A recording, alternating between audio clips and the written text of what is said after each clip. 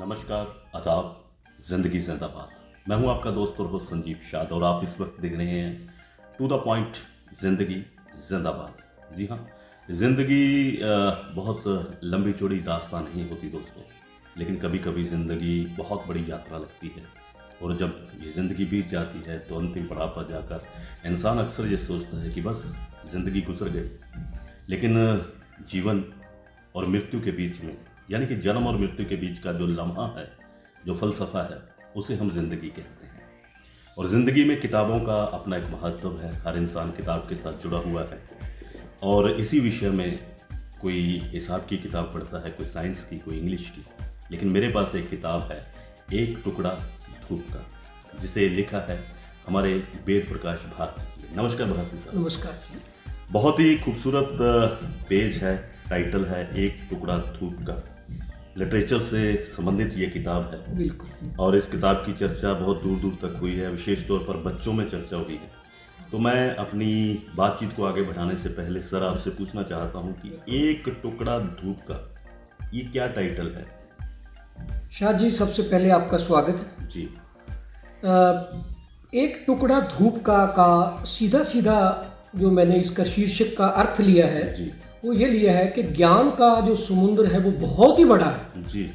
और मैं समझता हूँ कि ज्ञान को पूर्णतः हम नहीं पा सकते, परफेक्शन हम लोग हासिल नहीं कर सकते जी। लेकिन समुद्र के किनारे पर कुछ ज्ञान जो है उसको हम ले सकते हैं। अरे वाह। तो वो एक प्रकाश की तरह है हमारे जीवन में, जो हमारे जीवन को भी प्रकाशित करता है और बच्चों का या आम समाज के लोगों को भी वो मार्गदर्शन देता है। वो ज्ञान ही है जो हमारी शक्ति है, हमारा सब कुछ है। सब कुछ है। भारती साहब, आप एक स्कूल चलाते हैं, नव प्रगति सीनियर सेकेंडरी स्कूल, बच्चों से रोज मिलते हैं। बिल्कुल। तो ये किताब लिखने का वर्तमान दौर के अंदर विचार कब आया? विचार कैसे आया जी? वो शाह जी ऐसा है कि जब बहुत कंपटीशंस होते थे स्कूलों के अंदर जी। स्कूल लेवल पर भी और डिस्ट्रिक्ट लेवल पर या स्टेट लेवल पर जी। तो उसमें ऐसे राइटिंग कंपटीशन भी होता था, डेक्लेमेशन कॉन्टेस्ट भी होते थे और भी बहुत सारे जो कंपटीशंस हैं वो होते थे जी। तो उस कंपटीशंस के लिए बच्चों को जो तैयार करवाता था वो मेरा एक शौक था।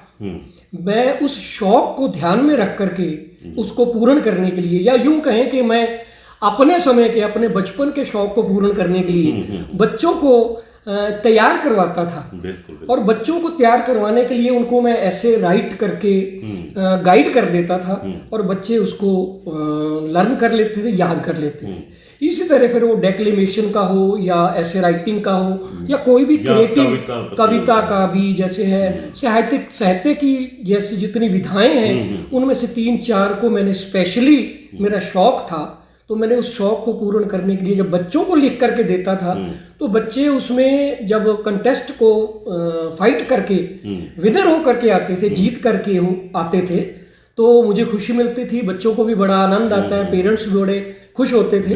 तो मैं उसको इस तरह ना कलेक्ट करता गया, उनकी कलेक्शन मैंने रखी संभाल करके।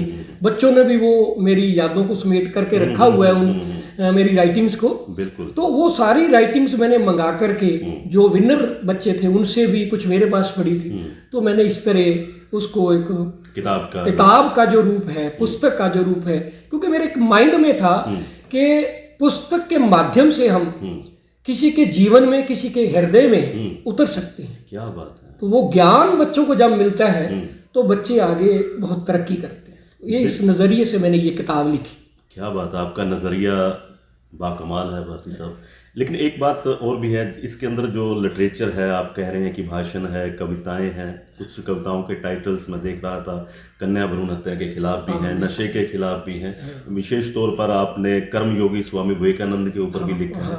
और इस किताब के अंदर क्या है जो लोग इसमें शाद जी ऐसा है कि मैंने कुछ तो महापुरुषों के जीवन को चरितार्थ करने का प्रयास किया है कि बच्चों के मन मस्तिष्क पर वो संस्कार या उन महानुभावों, उन महापुरुषों की जो गाथाएं हैं या संस्कार हैं या उनका जीवन दर्शन, फिलॉसफी है, वो बच्चों के मन मस्तिष्क पर छा जाए, वो हमारे विरसे को, हमारी विरासत को संभालने का प्रयास करें। आजकल जो एक मॉडर्निटी का दौर चल पड़ा है, बड़ी लाइफ को फास्ट हो गई है, मीडिया का युग है, बच्चे मोबाइल पर ज़्यादा चैटिंग में ज़्यादा विश्वास करते हैं और हमारे महापुरुषों की जीवनियाँ, हमारे क्रांतिकारियों की जीवनियाँ या हमारे शहीदों की जो कुर्बानियाँ हैं उनको याद नहीं करते।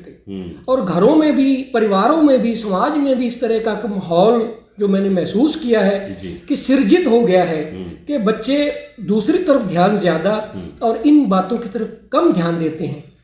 तो मैंने गुरु साहब जो हैं, गुरु नानक देव जी के बारे में, गुरु गोविंद सिंह जी के बारे में, स्वामी विवेकानंद जी के बारे में, भगवान श्री कृष्ण जी की, उनके फलसफे के बारे में और उनकी जो रणनीति थी जीवन की, जीवन को मतलब लाइफ को लीड कैसे करना है एक आम व्यक्ति के लिए, कैसे करना चाहिए, तो उनकी पूरी रणनीति, उनका पूरा फिलॉसफी और उनके पूरे दर्शन विचार जो थे वो मैंने इसमें एक मॉडर्न तरीके से, आधुनिक तरीके से भरने का प्रयास किया है कि लोग इसको सिर्फ अध्यात्मवाद से न जोड़ें और ना ही अंधविश्वास के साथ इसको पढ़ करके ही नमन करें, बल्कि उसको बड़े तार्किक शक्ति के साथ, अपने जीवन में तर्क के साथ उसको जीवन में उतारें। रैशनलिस्टिक एक उनकी सोच जो है वो बन पाए कि हमारे जो पुरख थे, पुरखों ने हमें क्या जीवन शैली दी और हम कहाँ पहुँच गए। लेकिन भारती साहब एक बात और भी निकल कर आती है कि आपका बच्चों के साथ काफी गहरा रिश्ता, लगाव होता है, रिश्ता होता है। लेकिन वर्तमान दौर में भारती साहब आज के बच्चे पिछले जो कोरोना के दौरान मोबाइल के जितने नजदीक हुए, कभी माँ बाप कहते थे कि मोबाइल को हाथ मत लगाओ, लेकिन एक वक्त ऐसा आया, बीमारी ऐसी आई कि मोबाइल जरूरत बन गई। उसके फायदे भी हुए लेकिन कुछ नुकसान भी।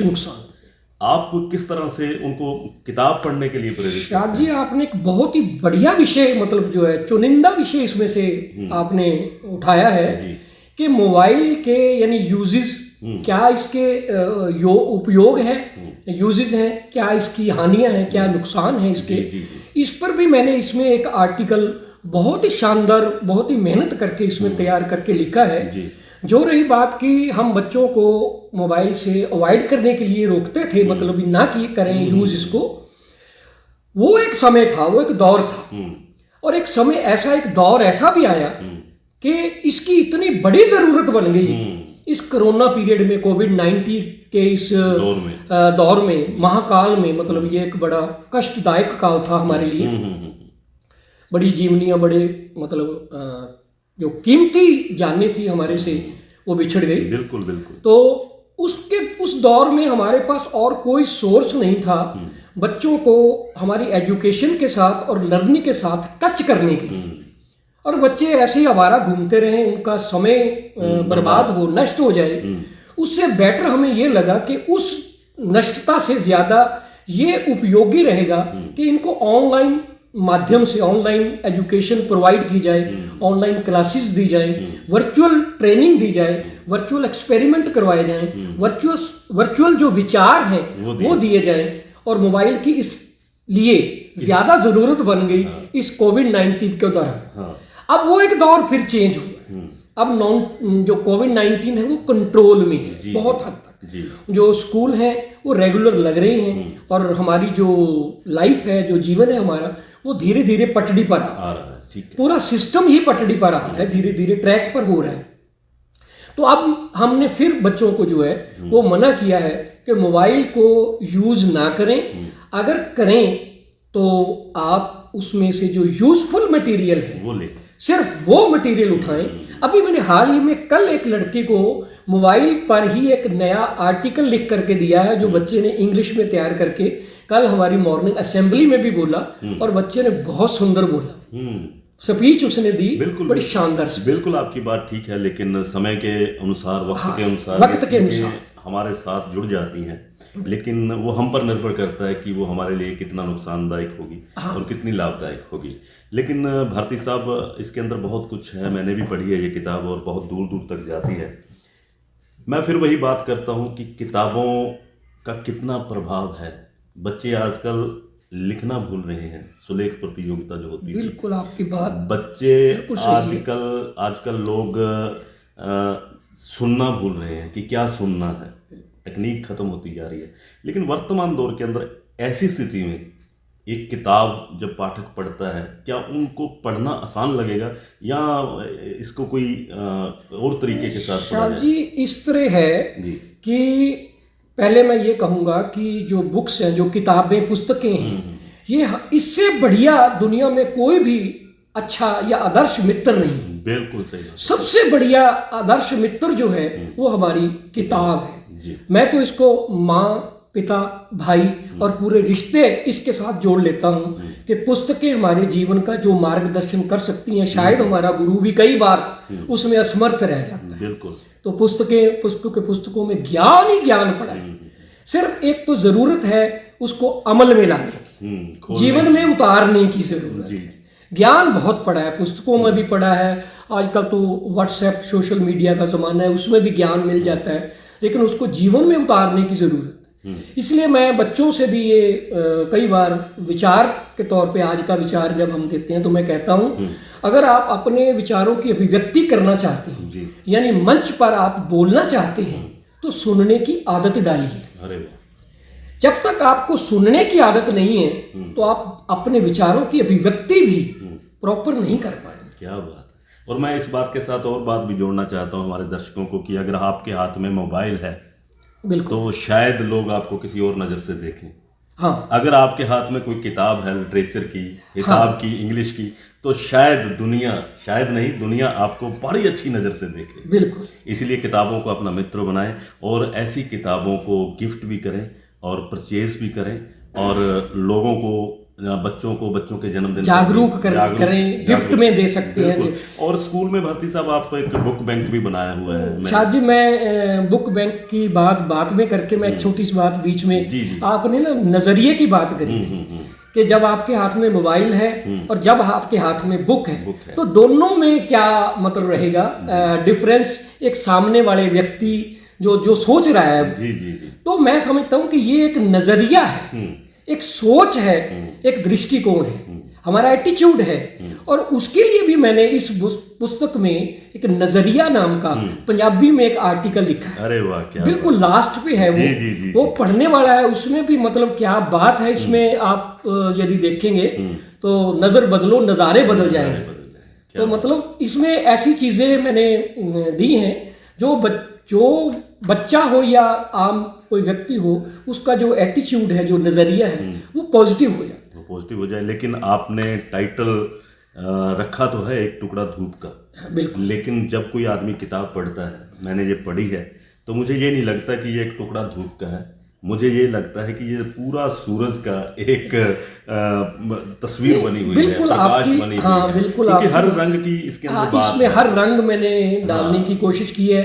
इसमें कहीं जो महिलाओं के साथ या लड़कियों के साथ जिस तरह की जोर जबरदस्ती या दुष्कर्म की घटनाएं हम लोग सुनते हैं, बलात्कार की घटनाएं सुनते हैं, तो सामूहिक बलात्कार, ये घटनाएं कॉमन होती जा रही हैं, जो दुख का विषय।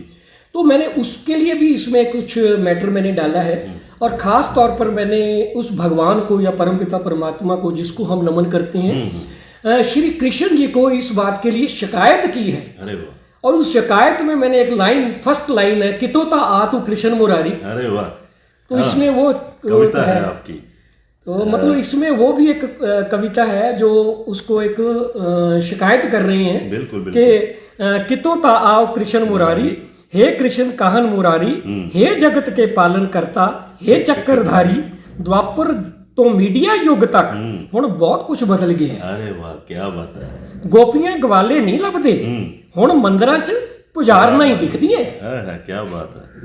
हवस ਦਾ शिकार हो रही कंजकां कुआरियां सड़कां ते बिलखदियां। अरे वाह। तो मतलब ਇਹਦੇ ਚ ਉਹ ਜਿਹੜੀ ਤਲਕ ਸੱਚਾਈ ਜਿਹਨੂੰ ਅਸੀਂ यथार्थ कहते, तो मैं हिंदी में बात कर रहा, तो जो यथार्थ है उसको मैंने इसमें उतारने की कोशिश की है। विशेषकर मैंने जीवन के जो प्रैक्टिकल उसका रूप है, व्यवहारिक रूप है, जो मैंने वो सारा इसमें अपना पूरे का पूरा ही समझ लो उंडेल दिया है, पूरे का पूरा ही लिख दिया है। जो भी बात आप पकड़ेंगे, जिस भी पॉइंट से, जिस भी बिंदु से, जिस भी विषय पर पकड़ेंगे, आपको लगभग हर विषय पर वो कहीं या तो कोई कविता या कोई आर्टिकल या कोई स्टैंजा या मेरे विचार महाभारत पर भी हैं, रामायण पर भी हैं। मतलब इस तरह मैंने काफ़ी विचार इसमें मैंने लिखने का प्रयास किया है, जो अपनी अल्प बुद्धि के अनुसार जो मैं कर पाया। एक इसके अंदर आपने प्यार भरा खत बापू तेरे नाम, बापू तेरे नाम, महात्मा गांधी की 150वीं वर्षगांठ पर विशेष पर लिखा है, प्यारे बापू तू अमर है। कमाल है दोस्तों, एक एक शब्द आप जब इस किताब का पढ़ेंगे तो निश्चित तौर से आपके जहन में ये बात जरूर निकल कर आएगी कि एक टुकड़ा धूप का वाकई में उस अंधेरे में एक रोशनदान का काम करेगा, प्रकाश का काम करेगा, जिसकी आज के युग में सख्त जरूरत। बिल्कुल बिल्कुल जरूरत है शाह जी, बहुत ज़रूरत है आजकल के समय में। ठीक है कि मैं अपनी पुस्तक की खुद प्रशंसा करूं, मुझे लगता है ये शायद उचित नहीं लगेगी, लेकिन एक बार जिस व्यक्ति ने इसको पढ़ा है मन से, आमतौर पर वैसे देखा गया है, आप भी समझते हैं इस बात को, बहुत सारे लोग तो बुक को ले लेते हैं क्योंकि फ्री में मिल रही है, या स्पेसिमन है, या फ्री में अगर लेखक ने लिखी है या अपनी एडवर्टाइजमेंट करना चाहता है वो ले लेते हैं। लेकिन बहुत सारे लोग तो उसको अलमारी में रखते हैं और धूल फांकती रहते हैं। लेकिन कुछ लोग जो पॉजिटिव थिंकिंग के हैं, जी बिल्कुल, यानी मैं आपकी बात ही कहने वाला हूँ, सकारात्मक दृष्टिकोण रखते हैं, वो लोग इसको एक बार प्रयास या प्रयत्न जरूर करते हैं कि यार देखें कि लेखक ने इसमें क्या लिखने का प्रयास किया है, क्या गाइड हमें किया गया है, क्या मार्गदर्शन दिया है, वाकई कुछ है या नहीं। और फिर जब शुरू कर लेते हैं फिर उसको लगता है कि वाकई इस पुस्तक को पढ़ने की ज़रूरत है, और आज के दौर में विशेष तौर पर पढ़ने की ज़रूरत। बिल्कुल भारती साहब, लेकिन एक बात से मैं आपसे सहमत भी हूँ, और एक बात मैं आपसे एक और बात कहना चाहूँगा कि आपने कहा कि मैं किताब दे देता हूँ चाहे लोग पढ़ें या ना पढ़ें। ये एक बड़ी बात है, एक किताब का किसी घर के अंदर पहुँचना अपने आप में बहुत बड़ी बात, चाहे वो पढ़ें या ना पढ़ें। लेकिन ये अलग विषय हो गया। लेकिन एक बात निकल कर के आएगी कि किताब कहती है कि मुझे तुम अपने घर ले जाओ, मुझे तुम अपने घर ले जाओ, बेशक ना पढ़ो, लेकिन मुझे उम्मीद है कि तुम्हारे घर में कोई आएगा, दरवाज़ा खोलेगा, खिड़की खोलेगा, और इसके ऊपर जो धूल जमी होगी उसको हटाएगा और जरूर पढ़ेगा, क्योंकि पढ़ने से ज्ञान मिलता है दोस्तों, पढ़ने से एक रास्ता मिलता है, और पढ़ने से एक हुनर पैदा होता है। रास्ता किस जगह नहीं होता, बस हमको पता नहीं होता। दोस्तों, कविताओं से प्यार कीजिए, गीतों से प्यार कीजिए, लिटरेचर से प्यार कीजिए। देखिए कैसे कैसे लोग हैं जो अपनी कमाई के जरिए अपनी कमाई का जो हिस्सा है वो किताब लिखने में भी लगाते हैं, और उसके अंदर बहुत कुछ है। कोई भी किताब बेकार नहीं होती, कोई भी शब्द बेकार नहीं होता, हर शब्द का कोई ना कोई अर्थ होता है, कोई ना कोई भाव होता है, और कोई ना कोई किताबों के प्रति इसीलिए श्रद्धा होती है। भारती साहब, आपको बहुत बहुत शुभकामनाएं इस एक टुकड़ा धूप के लिए। ये एक टुकड़ा धूप का नहीं है, मैं फिर दोबारा कहना चाहता हूँ, ये अपने आप में एक पूरा सूरज है, और ज्ञान जहाँ से मिले ले लेना चाहिए। मैं एक छोटी सी बीच में बात जरूर बताना चाहूँगा कि इसमें कुछ 4-5 आर्टिकल ऐसे हैं जो इंटरनेशनल लेवल पर ऐसे राइटिंग कंपटीशन यूएनओ ने करवाए थे। अरे वाह! वो टॉपिक इतने टफ होते हैं, इतने मतलब बहुत ही बढ़िया शानदार टॉपिक होते हैं, जो मतलब एक +2 के लेवल के बच्चों से भी ऊपर वाले टॉपिक होते हैं, लेकिन उसमें पार्टिसिपेट जो है वो बच्चे 10th +1 +2 के ही कर सकते हैं। तो उसमें मैंने +1 और 2 के बच्चों को करवाया, तो हम 4 साल से लगातार इसी स्कूल से, हमारे स्कूल के बच्चों ने वो इंटरनेशनल लेवल पर जो ऐसे राइटिंग कंपटीशन हुआ उसके यहाँ प्राइज, ये ऑल इंडिया ऐसे राइटिंग कंपटीशन के प्राइज भी सर्टिफिकेट हमें मिले हुए हैं प्रेज प्रशंसा के लिए। तो वो बच्चे गोल्ड मेडलिस्ट बन करके उभरे। तो मतलब 4 साल रेगुलर हमने ये विजय पताका लहराई इस बात की। तो मुझे इस बात से बहुत संतोष है कि मैं कुछ कर पाया तो मेरे बच्चे भी कुछ कर पाए। स्कूल के बच्चे कह सकूंगा कि स्कूल के बच्चे बहुत, इसमें आप पढ़ेंगे ना, जीवन का रथ सच्चाई का पथ, वो आर्टिकल है इसमें। भारत अतुल्य भारत उस पे भी है, हिंदी दिवस पर, हिंदी हमारी राष्ट्रभाषा है, इस विषय पर भी मैंने ये आर्टिकल जो हैं, ये आप इसको थोड़ी सी नजर मारेंगे। मन तभी खुल सकते हैं जब दिल खुलते हैं। अरे क्या बात! ये जीवन पर है, मन तभी खुल सकते हैं जब दिल खुलते हैं। इसी तरह के और आर्टिकल बहुत हैं जो आप कल करना चाहते हैं उसकी तैयारी आज से शुरू करें, आज से आरंभ करें। इसी तरह प्रदूषण पर, इसी तरह वन कटाव पर, इसी तरह जल संरक्षण पर, ये हमारी सामाजिक समस्याएं हैं, जो जिसके प्रति आज समाज गंभीर नहीं है। एक आप शायद कभी शेर भी बोलते थे, जब लास्ट पानी का एक बूंद खत्म हो जाएगी, लास्ट मछली, अंतिम मछली भी खत्म हो जाएगी, आखिरी पेड़ गिर जाएगा, आखिरी पेड़ भी गिर जाएगा। हाँ। वो आप जब बोलते हो तो मैं उस बात से भी बहुत मोटिवेट होता हूँ, प्रेरणा पाता हूँ। तो मैं ऐसी बातें इन सब आर्टिकल्स में मैं ज़रूर मेंशन करता हूँ। ये सारी उन्हीं की देन है, मतलब ये उन श्रेय जो है वो उन महानुभावों को जाता है जो मैं अच्छे लोगों की संगत में रह करके सुनता हूँ, समझता हूँ, पढ़ता हूँ। सिखा वही सकता है सर जो सीखता है। बिल्कुल। जिंदगी हर पल कहीं ना कहीं नया रंग रूप देती है, नए आकार देती है। बिल्कुल। लिखा हुआ शब्द कभी बेकार नहीं जाता दोस्तों, इतिहास बनता है और कभी कभी इतिहास के दस्तावेज बन जाते हैं।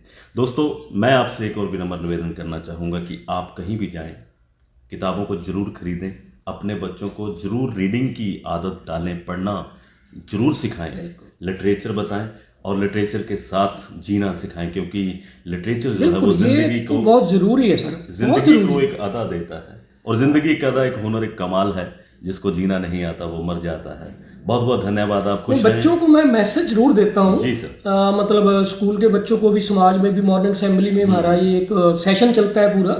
तो मैं बच्चों से भी और आम लोगों से भी गुजारिश करूँगा कि मेरी इस बात पर विशेष ध्यान दें कि सुनने की आदत डालिए। अवसरों की आहट बहुत धीमी होती है। अरे वाह। सुनने की आदत डालिए, अवसरों की आहट बहुत धीमी होती है। क्योंकि आज की इस दौड़ में जिस तरह आप रोजगार चाहते हैं, जिस तरह आप बिजनेस करना चाहते हैं, जिस तरह आप कार्य करना चाहते हैं, उसके लिए आपको सुनने की बहुत आवश्यकता है, अलर्ट रहने की बहुत आवश्यकता है। ये एक समय की चेतावनी है, अगर अलर्ट नहीं रहेंगे तो पछड़ जाएंगे। क्या बात। बहुत बहुत धन्यवाद। थैंक यू शाह जी, आपका भी बहुत बहुत धन्यवाद। बहुत अच्छा लगा आपसे मिल करके। आपका धन्यवाद सर कि आपने ये किताब लिखी और ये किताब बच्चों तक पहुंचेगी, और जो लोग इस किताब को लेना चाहते हैं वो वेद प्रकाश भारती जी से संपर्क कर सकते हैं और ज़रूर पढ़िए, क्योंकि इस किताब के अंदर जो फलसफा है, जो कविताएं हैं, कहानियां हैं, वो आपके जीवन में काम आएंगी। तो एक बार फिर मैं आपका बहुत बहुत धन्यवाद करना चाहता हूँ। आप इस परिचर्चा को आपने सुना, आपको कैसा लगा? आप मार्गदर्शन भी कीजिए। इस स्टोरीज को आप लाइक करें, कमेंट करें, शेयर करें और मुस्कुराकर हाथों में किताब लेकर कहें कि जिंदगी जिंदाबाद। जिंदगी जिंदाबाद।